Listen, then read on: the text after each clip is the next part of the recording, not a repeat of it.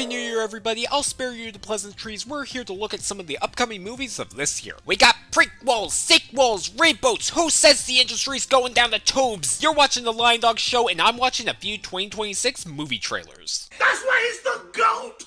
The GOAT! Now, I already discussed the initial GOAT trailer in its own video, so I'll keep this brief. To summarize my thoughts on the film thus far, I think that the plot looks extremely generic, but it could easily make up for it by embracing its over-the-top take on basketball and its ensemble cast, and the latest trailer makes it seem like they're doing just that. This looks like the Mario Hoops 3-on-3 film adaptation that Illumination is too afraid to make, and it's got the fart jokes to prove it. On a related note, I am concerned by how hit or miss the humor is and how heavily they lean into the whole Smalls can't ball shtick. In this version of animal basketball where anything goes, you're telling me you wouldn't want, say, a bunny who could easily make a slam dunk with their hops on your team? Also, Caleb McLaughlin does not sound into the lead role at all. Like, dude, don't feel so bad. They're bound to revive Stranger Things someday. Despite those concerns, I still have a lot of faith in Sony to pull this off. While I don't see it being the next Zootopia or The Bad Guys, I can see it being the next Chicken Hair at least. Takes a threesome to be some, but a four-way to bust your doorway. I mean, I'm not disinterested in it by any means, but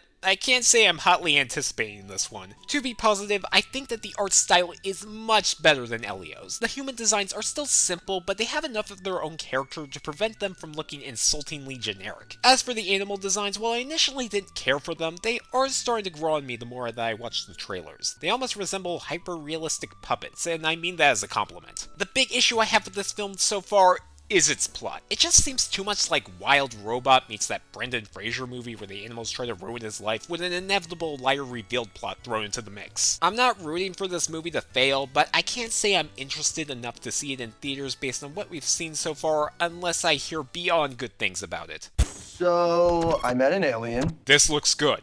Like, really good. Bear in mind, I'm currently in the process of reading the book, so a lot of my enthusiasm is derived from my enjoyment of that, but if this film can come close to its source material, then we are in for a treat. While you can't always trust Lord and Miller to make the best decisions with how they treat their employees, you can always trust them to deliver a one-of-a-kind experience. If you want to make the world a better place, take a look at yourself and make a change. Who? Despite being yet another musical biopic with likely the same plot beats as the rest, I can't say I'm not intrigued by this one, especially since the life MJ lived, for better or for worse, could make for a unique take on the genre. I will say that the casting of Michael's real-life nephew does seem a bit like nepotism, but based on the snippets of him in this trailer, he's far from a bad casting choice. Despite some of his actions later in his life, I think that most people are still fans of Michael Jackson's music, so I could totally see this being the biggest film of the spring, if it weren't for another Universal film about a 1980s icon with the sickest dance moves. Those lazy swine at Nintendo thought they could just make a video game when I wanted a video game in space. Yeah, it goes without saying that I'm looking forward to this one. Right off the bat, I like that they're building towards Mario and Bowser being sort of buddy-buddy, akin to how they are in the spin-off games. Second, while I thought the role reversal with Peach and Luigi was a great way to motivate Mario in the original film, it's great to see the brothers properly working together and not just in the last few minutes of the movie. As for what worries me, this film looks like it has a lot to juggle with the Galaxy inspirations with Rosalina, Bowser Jr., Toasterina, what looks to be some Mario 2 concepts, and Yoshi, who we don't even see in this trailer. I guess with the absence of Donkey Kong, there might be some room for all this, but we'll just have to wait and see. This movie feels to me like a make or break for the entire Mario film franchise. I feel as though I'm in the majority when I say that while the first Mario movie was fun for fans of the games, it did leave a bit to be desired with its story, so it's up to this film to prove that the film franchise is more than just a series of glorified Mario cutscenes. Either way, this movie will likely make bank. Meryl Streep is the bad guy. You never see it coming. The fact that they didn't name this movie The Devil Still Wears Prada keeps me up at night. Yeah, I don't have a ton to say on this one. The original movie is definitely due for a rewatch from me, so I can't say where I expect this one to go. I just hope this isn't the kind of sequel where they toss aside all the character development from the previous film just to have them fight again. That's all.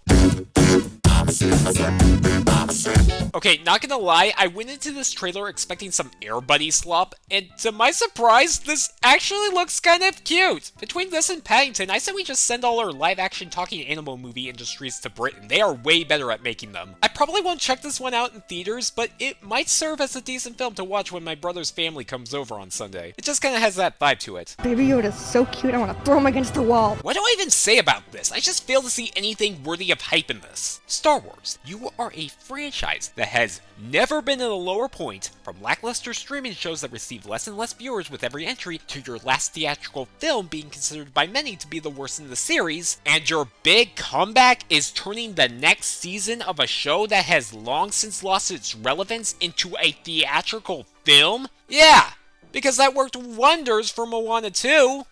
At least, financially speaking, this feels like just another chapter of Disney's course correcting after learning the truth that streaming wasn't the way of the future after all. But I'm not sure that this is the way either. Now, unlike what a lot of YouTubers will try to convince you, I believe that Star Wars can make a comeback, but if I were in charge, I would have kept this on Disney Plus and made Starfighters the proper theatrical return for the franchise. Overall, I wouldn't be surprised if this film fails to make $400 million worldwide. Next. Wait for it.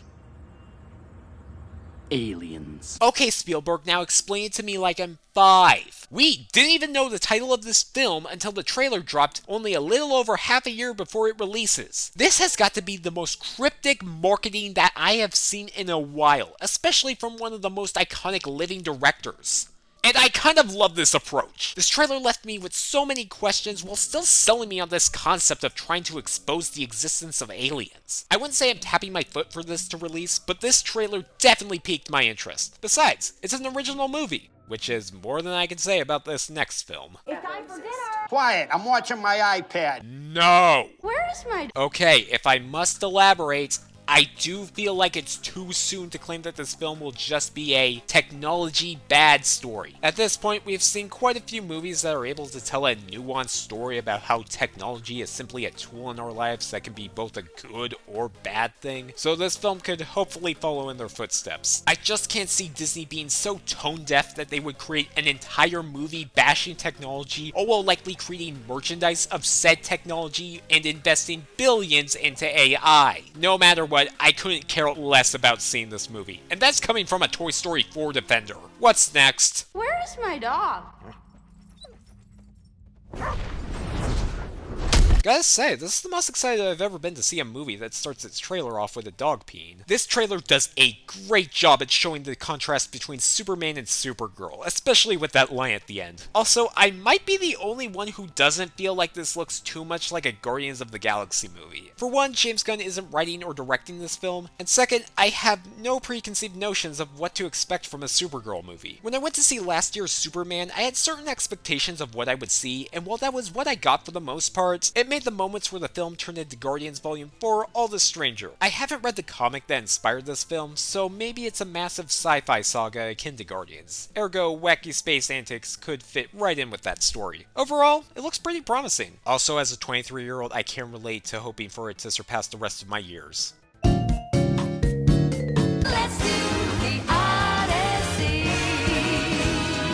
You would think that a movie of this caliber would leave me with more to say, but no. It looks gorgeous, and while I rarely see movies in premium formats, this will likely be an exception. Hopefully I'll have more to say about this next film. No!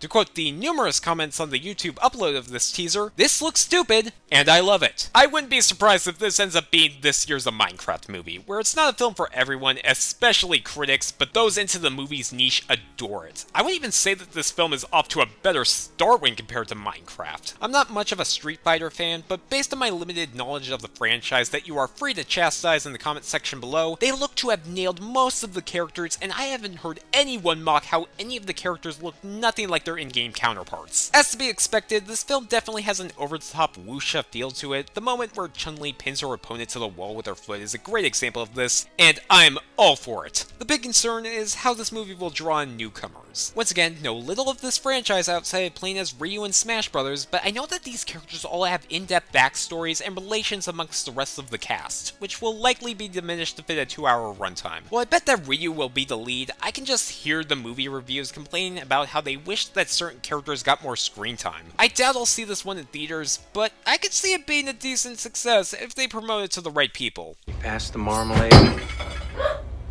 That is mahogany. Okay, I haven't gone around to reading the book, but what on earth is this? Color in a 2020s blockbuster? Hold on, let me fix this real quick. There, now it's perfect. I'm definitely looking forward to this one. Like, I get that it was completely unnecessary to the overall plot, but I was so disappointed watching the film adaptation of Catching Fire only to discover that they cut Haymitch's time in the games. It was my favorite part of the book series, so hopefully this film can do it justice. Shut up! I mean it. I will end you.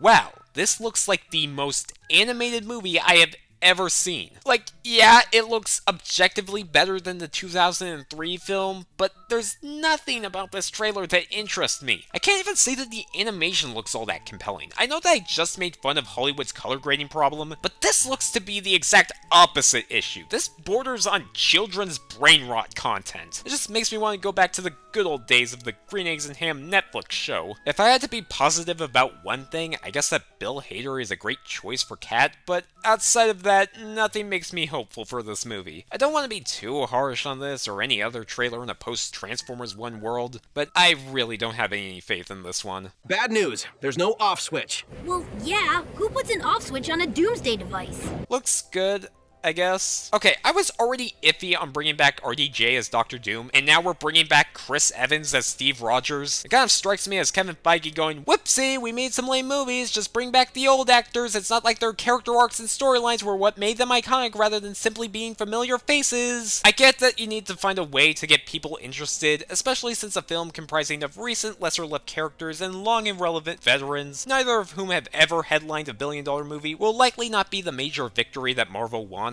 But I hope that these guest star appearances only serve as window dressing. I will say this about returning characters. Serious Thor, it's been too long. Well, I could complain about them keeping Love around. They had the perfect opportunity to write Love and Thunder off as Korg's weird fanfiction, but they didn't take it. They are actually using her to further Thor's need to return to his serious persona, so props to that. Well, by no means perfect, 2025 did a solid job at getting me optimistic about the MCU again, so I hope that said optimism isn't misplaced. And I think we'll stop there for today. Obviously, there's still a ton of upcoming movies that still haven't released their trailers, so maybe we can revisit this topic in the coming months. You've been watching The LionDog Show, have a great day, and stick around for more.